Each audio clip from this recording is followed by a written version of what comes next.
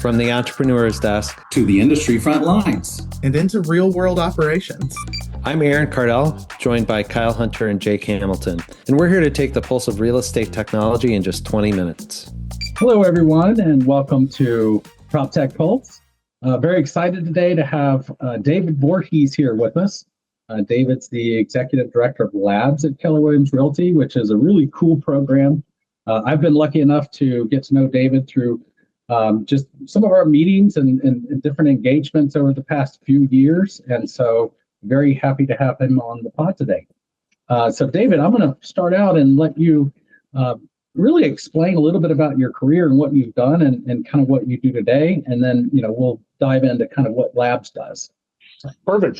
Thanks for having me, Kyle. I really appreciate it. I've seen the guests you've had before me, and so I feel like I'm in fantastic company based on what you guys have already put out there. So thanks for having me. My career up until this point, I'll say, like many folks, I failed my way into real estate a decade ago, and found myself at a point in my career in my kind of early to mid 30s that I needed to make a change, and was in a relatively low ceiling job before that, and found my way into real estate. Like I think like a lot of folks do, with the dream of working for myself and making an unlimited amount of money and having all this free time. I think only to realize shortly after getting into real estate that probably wasn't a reality. However, I did really well. I was the runner-up rookie of the year in my office, built a team pretty quickly, and I'm still a licensed selling agent. My wife and I are here in Austin, Texas. We still have a real estate sales business now. Given that 7 years ago, I came over to the corporate office at Keller Williams, was kind of recruited over here when we started our technology journey as a company. The amount of time I spend on the real estate activities now is limited to nights and weekends. However, we still find a way to stay in the business. And I think hopefully I think we'll get into this later. That's been really important for me to be effective in my job inside this building too. Yeah, no, I appreciate it. And I mean, the way that, Keller Williams and obviously Gary leading that charge for many years, being a technology leader and really making that investment and understanding where kind of the future was going is important. And I think, when I started engaging in working with Keller Williams 4 or 5 years ago, 6 years ago, it was just a different concept from some of the other brands and other large companies that I've worked with, in that there's such a focus on understanding the needs of the agents, and then just the cool way that you brought it about by having an actual high producing team to kind of lead that. And so, obviously this is Proptech Pulse, so we love to understand that technology. I think you're perfectly suited for it. So with that, I mean, I'd love to have you share with the audience a little bit about what Labs does. Like what was your, why did it start, and what is your day-to-day marching orders and what you need to bring to make it successful? Yeah, I think it's a really good question. And so I'll try to break it down into a few kind of maybe the timeline of how this happened, right? I think Labs, I'm using air quotes here, were kind of first thought of as activities. Like they were the activities we did to learn about what we should build, right? Unlike a traditional kind of waterfall technology company, we literally flew agents in, top producing agents, 3 times a week, and would spend all day with them in the lab. And I use air quotes again, which is one of the rooms. Kyle, you've been in the room here in our corporate headquarters in Austin, where we did those. We would literally fly in, 8 or 10 agents, different ones, 3 times a week for probably a year. And when you talk about Gary being involved in this, he was in every one of those meetings all day. And all we were trying to figure out, obviously, if we're going to go down this path of solving the technology challenge by building it ourselves, right? Up until 7 years ago, Keller Williams rented its technology and leased it from companies like Lone Wolf, and still do in some scenarios. But Gary wanted to go build it, and that kind of started a domino effect in the industry of many other companies following suit, and some are still in that game. However, many have gotten out of it. But so labbing at first, or Labs, was an activity. And then kind of moved its way into a department of how do we help all of the people in this building build things for our users, our associates who would be agents and our franchisees, such that we're having the greatest effect on them. And we can, at the end of the day, give them back as much time and help them make more money. Like, those would be the end goals, right? Now, the hard part is, if we were Starbucks, everyone in this building would drink the coffee. They would all understand and know exactly what beans were their favorite and what temperature they liked the water and what kind of milk they liked in it. But all the people that build the technology in our company, and obviously a lot of other real estate companies, will never be end users of it. And so that makes that last bit of translation hard. And as you well know, and I'm sure many of your listeners know, real estate agents and franchisees are fickle people, and something is understood one way and interpreted a very different way. And so I think what that's evolved into over time is now the labs team that I'm so lucky enough to lead is a group of a dozen humans that literally wake up every day and try to figure out what are the biggest problems that we can solve for the most amount of people in our world, such that they get back as much time as humanly possible and are allowed and hopefully empowered to make more money in their businesses, be that an agent business or one of our franchisees. Yeah. So that's cool. I mean, labbing it. So yeah, I mean, I'm sure that term is like, hey, let's just lab it. And then it turned into an actual thing and a whole, whole process. So that's pretty interesting.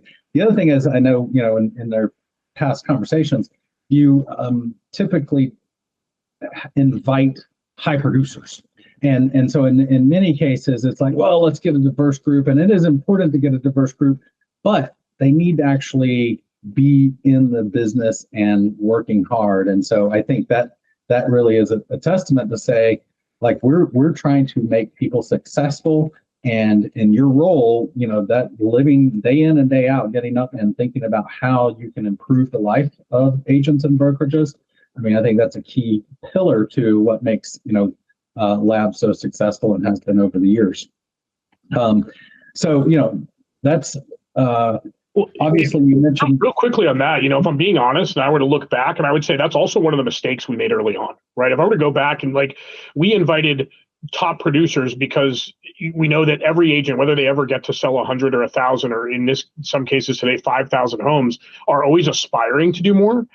But I think in the early part of this journey, that we had a lot to learn. And I think had we have gone more diverse, because now we're very intentional about talking to agents that just started with our company in the last 3 months, and talking about people that have been with our company a long time, but maybe aren't selling many hundreds of houses a year. They're selling a dozen or 18 or 7, right? Like, we've been chartered by Gary to go build technology that helps every agent in our company have an unfair advantage, whether they got their license yesterday or they're in the top 0.1% of agents in our company, and everyone in between. And so I think early on, that was one of the mistakes, or one of the things we could have done differently was we could have had a larger group of different producers, always building to solve the biggest and hairiest challenges for our highest producing agents, but understanding that our lower producing agents also needed to find value in the tool as well.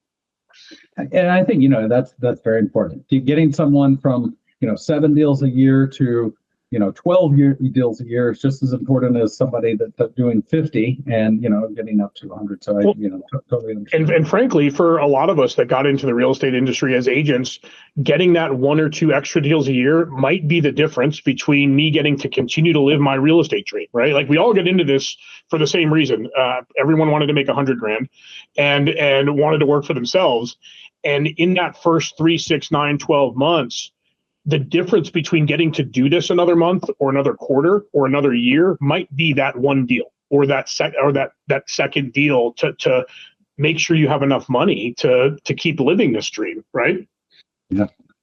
No, absolutely. I know. I mean, the churn obviously is very high. We all battle that, and whatever you can do to retain good agents and continue to bring them on. That's what you guys do day in, day out. Yep. Pivoting a little bit, you mentioned that obviously Command was a huge initiative and still is today. And I think that, has had, tremendous success and been recognized. With that said, in the past, prior, and in some cases, I'm obviously with the technology company. We know technology is hard. As soon as you build something, the agent's going to say, great, but what about this, this, and this? Or, maintaining. And so there's a lot there. So while you have a core, I'd love to understand how you approach partnering technologies, evaluating, understanding the ability to work with a company the size and scale, of Keller Williams, because obviously there's some smaller niche and there's different ones, but how do you approach someone that, would work well within the Keller Williams network? Yeah, it's a really good question. Obviously we worked well with you guys for a long time, but I think, that's another one of the things I think we've pivoted over time, right? When we first started on this journey, I don't think it's a secret that we had a kind of a build bias, right? Like at the time, the leadership was really marching down this path of building a lot. And so we built a really broad and relatively shallow ecosystem, which turned out to be an advantage later. I think in the last 3 or 4 years, we've made a pretty significant pivot to understand that, having a piece of technology here that's ours, there are certain things that we can do that are going to be proprietary, they're going to be unique because of our size, scale, amount of data, number of agents, any number of those things. However, as you well know, and I'm sure many of the people listening to this, there's a lot of cool stuff in the market. And you can't chase it all, and you certainly can't go build it all. And so I think now we I think this is where labs really comes into play. We wake up every day and try to identify problems first. And then once we've identified a problem that we think is important to our associates and worthy of solving, we're looking at a variety of things. Is there someone already doing this, right? Is this something that's unique, or is it more of something that we could go buy, right? Is it a commodity? And we're evaluating on that scale, which wasn't always a muscle we were great at flexing early on. And so your question's a really good one. I think I try, and that's one of the roles I specifically sit in, right? We get a ton of inbound people. Obviously, when you have the number of agents we do, it's nice to look up and say, I'd love someone to buy 150,000 of my widgets, And so I get a lot of inbound, but we also do a lot of outbound and try to be proactive and understand what's going on in the market. And so I think I'm constantly kind of looking at it. If I were to think about it as a kind of really mild due diligence, is trying to understand what problem this piece of technology solves.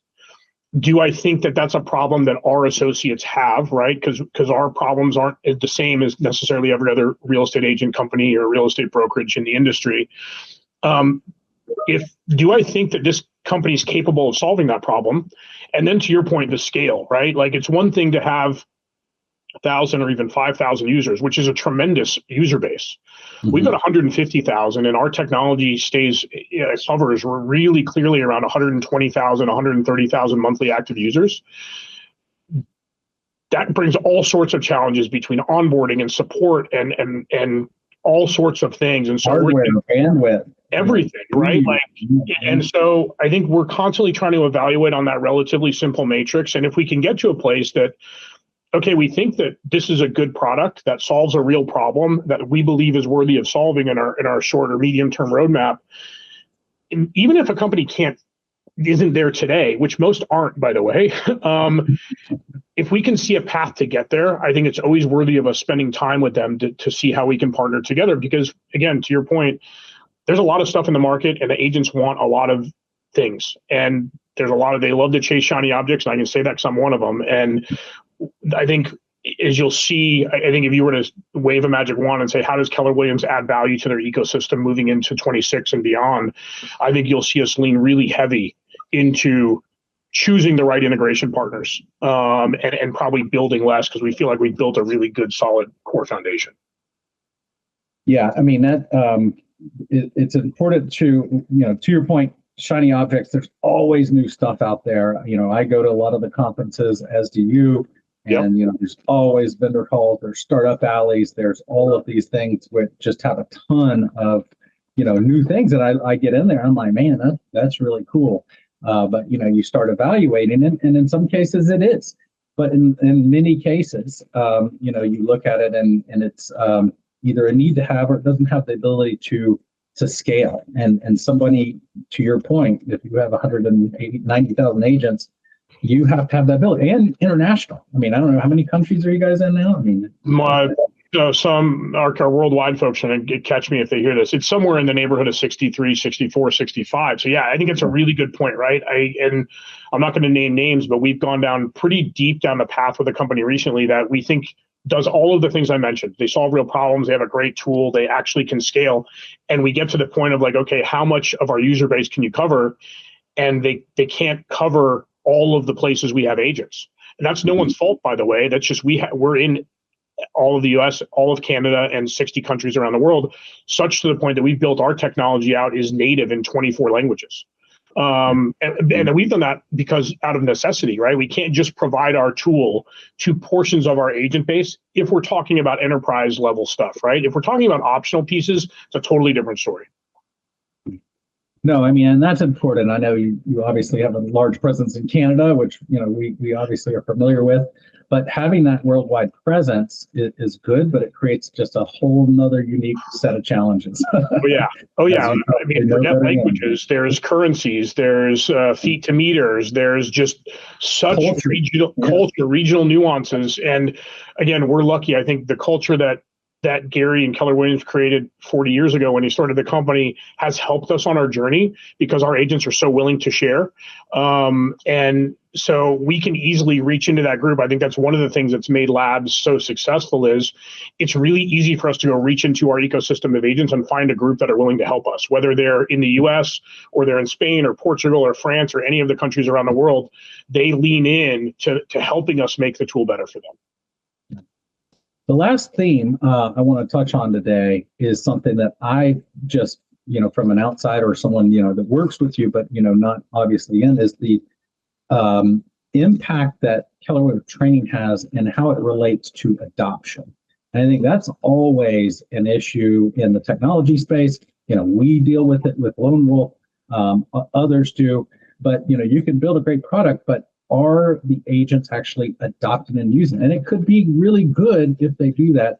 I'd love to hear, just some of the things that you guys do to ensure and continually make sure that agents are adopting and measuring how that adoption works. Yeah, I'll lean behind you because I think we have an advantage that I'm not sure we realized immediately on the outset, but has turned into a bit of our North Star, right? Certainly our North Star. So Gary wrote this book, The Millionaire Real Estate Agent, just over 20 years ago now. And for those that haven't read it, and I'm sure many have, it sold millions of copies. It's kind of a blueprint of how you would build a great real estate business, right? And it's tactical. And we look at this should be the operations manual to our technology. Like you should be able to read this book and then go and do all of the things that you've learned from the book inside and with our technology. And so I think that's probably superpower number one. This at the very core, Gary built this company as a training and education company. And that's how he recruited agents. That's how he started offices. And that was his superpower, and frankly, still is his superpower. We try to harness that by obviously, you've got to make it easy to use. Everyone wants, we've got to do less clicks. It's got to be super intuitive, but it also has to line up with the systems and models that make Keller Williams who they are. And I think that's the balance we've tried to direct. We also have an incredible amount of really talented folks in the field, I'll say, both at the regional level and at the market center level that have embraced this journey with us and are out there teaching it in market centers and regions every day of the week.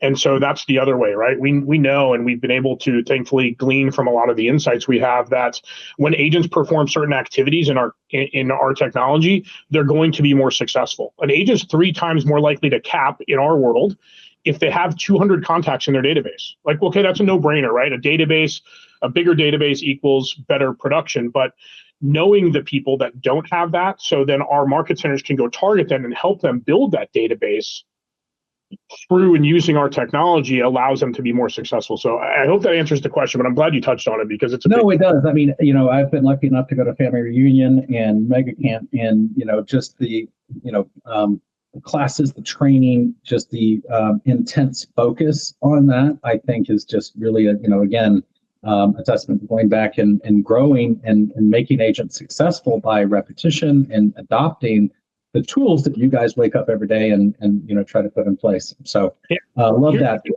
Here's the simple framework, kind of in 2 sentences, I think, or 3 that we think about it in, right? Agents wake up every day with pain and problems, and they look for a way to go solve them. And we think it's first systems and models, which would be this book, The Millionaire Real Estate Agent. Then it's technology, and then it's people.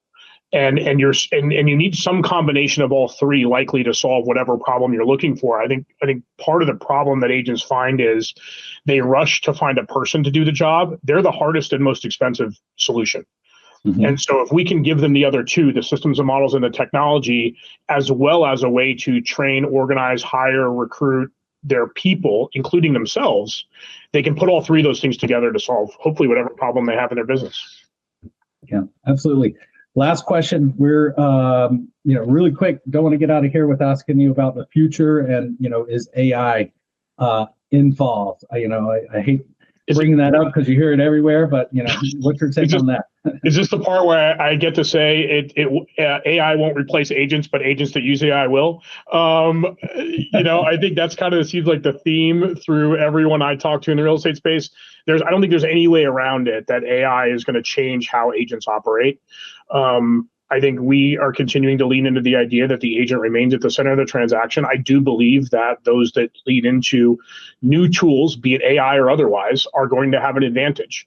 And I think you'll see that as you watch our journey from a technology perspective over the coming months and quarters and years. You'll see us lean pretty hard into that where we can, right? We want to make sure we're making an impact in the right ways and not just throwing AI at the world to say we've got AI. And I think agents are still most of them are still very, very green when it comes to how to use it effectively in their business. I think that goes back to the training piece you mentioned.